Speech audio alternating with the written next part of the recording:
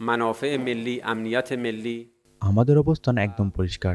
তথাকথিত কোনো ডেডলাইনের হুমকিতে ইরান আত্মরক্ষায় দ্বিধাবোধ করবে না। এই ধরনের হুমকি দেয়া মূলত যুদ্ধের অপরাধ, এবং যারা এই অপরাধে সহায়তা করছে তাদেরও এর দায়ভার নিতে হবে।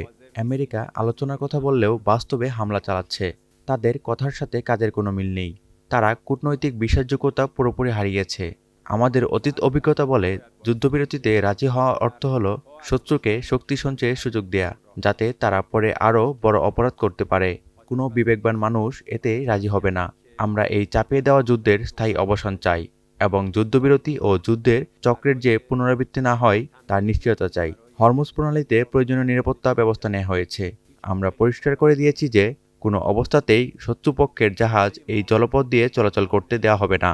তবে জাহাজ চলাচলের একটি নির্দিষ্ট প্রোটোকল ঠিক করতে আমরা ওমানের সাথে আলোচনা শুরু করেছি, এবং চূড়ান্ত সিদ্ধান্ত না আসা পর্যন্ত এই আলোচনা চলবে।